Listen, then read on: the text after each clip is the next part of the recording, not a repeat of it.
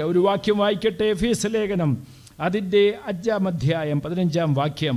ആകയാൽ സൂക്ഷ്മത്തോടെ അജ്ഞാനികളായിട്ടല്ല ജ്ഞാനികളായിട്ടത്രേ നടപ്പാൻ നോക്കുവീൻ. ഇത് ദുഷ്കാലമാകിയാൽ സമയം തക്കത്തിൽ ഉപയോഗിച്ചു കൊള്ളുവീൻ. നമുക്ക് ഒരു അസ്തിത്വമുണ്ട്. നമ്മുടെ അസ്തിത്വം ദൈവം നമുക്ക് തന്നിരിക്കുമ്പോൾ ആ അസ്തിത്വത്തിൻ്റെ ഏറ്റവും മനോഹരമായ അനുഭവം ദൈവം നമുക്ക് വച്ചിരിക്കുന്നു. അത് മറ്റൊന്നുമല്ല, നിത്യജീവൻ. സ്തോത്രം. പാപത്തിൻ്റെ ശമ്പളം മരണമത്രേ, ദൈവത്തിൻ്റെ കൃപാവരമോ നമ്മുടെ കർത്താവായ യേശുക്രിസ്തുവിൽ നിത്യജീവൻ തന്നെ. എന്താണ് നിത്യജീവൻ? നിത്യജീവനെ നിർവചിച്ചാൽ ഇങ്ങനെ നിർവചിക്കാം: നമ്മുടെ ദൈവം എത്ര നാളുണ്ടോ അത്രയും നാൾ നമ്മളുണ്ടായിരിക്കും. സ്തോത്രം. അന്തമില്ലാത്ത, ആരംഭവും അവസാനവും ഇല്ലാത്ത ആ നിത്യതയ്ക്ക് ദൈവം നമ്മളെ ഓഹരിക്കാരാക്കി തീർത്തിരിക്കുക. എന്നാൽ ഈ നിത്യത എന്ന് പറയുന്നത് വരുവാനുള്ള ഒരു നിത്യതയെക്കുറിച്ചാണ് നമ്മൾ പൊതുവെ പരാമർശിക്കാറുള്ളത്. സ്തോത്രം. എന്നാൽ ദൈവത്തിൻ്റെ വചനം ഇങ്ങനെയും കൂടെ പറയുന്നുണ്ട്. സഭാപ്രസംഗിയിൽ നാം ഇങ്ങനെ വായിക്കുന്നു, 4-ാം അധ്യായം അതിൻ്റെ 11-ാം വാക്യം. അവൻ സകലവും അതതിൻ്റെ സമയത്ത് ഭംഗിയായി ചെയ്തു, നിത്യതയും മനുഷ്യരുടെ ഹൃദയത്തിൽ വെച്ചിരിക്കുന്നു. എങ്കിലും ദൈവം ആദ്യോടന്ത് ചെയ്യുന്ന പ്രവൃത്തിയെ ഗ്രഹിപ്പാൻ അവർക്ക് കഴിവില്ല. നിത്യത ദൈവം മനുഷ്യരുടെ ഹൃദയത്തിൽ വെച്ചിരിക്കുന്നു എന്ന് ദൈവത്തിൻ്റെ പരിശുദ്ധാത്മാവ് ഇവിടെ രേഖപ്പെടുത്തിയിരിക്കുകയാണ്.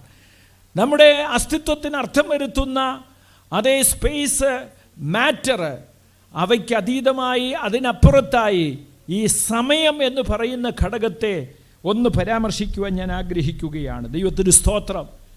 നമുക്കറിയാം, ഈ യോഗത്തിന് നമ്മൾ വന്ന സമയം ഇപ്പോഴൊരു ഗതകാലമായി തീർന്നിരിക്കുകയാണ്, ചരിത്രമായി മാറിയിരിക്കുകയാണ്. ഇന്ന് 9 മണിയോടടുപ്പിച്ച് കർത്താവിനെ വരെ താമസിച്ചാൽ നാം യോഗമാശീർവാദം പറഞ്ഞ് ഇവിടെ നിന്ന് പിരിയും. അപ്പോൾ ഈ ആരംഭ ദിവസം എന്തായി മാറും? ഒരു ചരിത്രമായി മാറും. സ്തോത്രം. നമ്മുടെ ആയുസ്സിന് അതെത്ര തന്നെ ദൈർഘ്യമുള്ളതാണെങ്കിലും, വയസ്സ് നമുക്കെത്ര ആണെങ്കിലും, പിന്നിട്ട നാളുകളെല്ലാം ചരിത്രമായി മാറി. ആ സമയം ചരിത്രമായി മാറി. എന്നാൽ ഇന്ന് രാത്രി നിങ്ങളോട് എനിക്കൊരു ചോദ്യമുണ്ട്. ഈ ചരിത്രമായി തീർന്ന സമയത്തിൽ എത്ര സമയത്തെ നിങ്ങൾ വിലമതിക്കുന്നു? എത്ര സമയം നിങ്ങൾ വാസ്തവത്തിൽ ഓർത്തിരിക്കുന്നു? അത് സന്തുഷ്ടകരമായ ഒരു അനുഭവമായി അനുഭവിച്ച എത്ര പേരുണ്ട്? സ്തോത്രം. നമ്മുടെ സമയം വിലപ്പെട്ടതാണ്, നമ്മുടെ സമയം ഗൗരവമേറിയതാണ്. നമ്മൾ ഓക്യുപ്പൈ ചെയ്ത സ്ഥലമല്ല, അതെ, നമ്മളെന്ന് പറയുന്ന ആ ഭൗതികമയമായ അതേ മാറ്ററല്ല, പകരം ആ സമയമാണ് നമുക്ക് പ്രയോജനകരമായി, സന്തുഷ്ടകരമായി, അർത്ഥവത്താക്കി തീർത്തത്. ദൈവത്തിന് സ്തോത്രം. നാം വായിച്ച വാക്യം മറക്കരുത്. ആകയാൽ ഇത് ദുഷ്കാലമാകിയാൽ സമയം തക്കത്തിൽ ഉപയോഗിച്ചു. എന്തുകൊണ്ട് ഇന്ന് രാത്രി ചില വ്യക്തികളുടെ പേര് ഞാനിവിടെ പരാമർശിച്ചു? റീസൺ ഇത്രയേ ഉള്ളൂ. അവർ തങ്ങളുടെ സമയം തക്കത്തിൽ ഉപയോഗിച്ചു. സ്തോത്രം. അവരുടെ സമയം അവർക്ക് വേണ്ടി മാത്രമായി ഉപയോഗിക്കുന്ന ഒരു സ്ഥിതി ആയിരുന്നില്ല. ആരാ ഭക്ഷണം കഴിക്കാത്ത, ആരാ വീട് വെക്കാത്ത, ആരാ ജോലി ചെയ്യാത്തത്, ആർക്കാ അതേ ഭൗതികമായ സമ്പാദ്യങ്ങൾ വേണ്ടാത്തത്, ഇതെല്ലാം എല്ലാവർക്കും വേണം. പക്ഷേ നമ്മളിവിടെ എടുത്തു പറഞ്ഞത് അവർ ഉപയോഗിച്ച നിത്യതയുമായി ബന്ധപ്പെട്ട സമയത്തിൻ്റെ വെളിച്ചത്തിലാണ്. സ്തോത്രം. അപ്പോൾ നമ്മുടെ സമയം, ദൈവം ദാനം ചെയ്ത ആ സമയം തക്കത്തിൽ ഉപയോഗിക്കുക. സ്തോത്രം. നിത്യതയുമായി ബന്ധപ്പെട്ട് ഉപയോഗിക്കുക, അതിൻ്റെ ക്വാളിറ്റി വർദ്ധിപ്പിക്കുക. അതാണ് ഈ ജീവിതത്തിന് അർത്ഥം വരുത്തുന്ന ഘടകം. ദൈവത്തിന് സ്തോത്രം. നിത്യതയിൽ ചെന്നാൽ ഇന്നലെയില്ല, നാളെയില്ല. സ്തോത്രം. നിത്യതയിൽ ചെന്നാൽ നാം എന്നേക്കുമായി ഒരേ സമയത്ത് നിലകൊള്ളുന്ന സ്ഥിതിയാണ് ദൈവം നമുക്ക് തരാൻ പോകുന്നത്. ആ സ്ഥിതി നമുക്ക് സന്തുഷ്ടകരമായി തീരുന്നത് നമ്മുടെ കർത്താവിനോടുകൂടെ നാം ആയിരിക്കുന്നത് കൊണ്ടാണ്.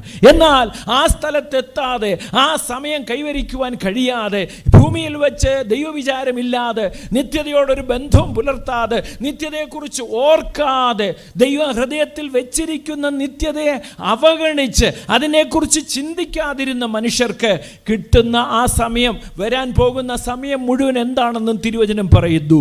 ചാകാത്ത പുഴുവുള്ള, കെടാത്ത തീയുള്ള നിത്യദണ്ഡനത്തിലേക്കാണ് മനുഷ്യൻ പോകുന്നത്.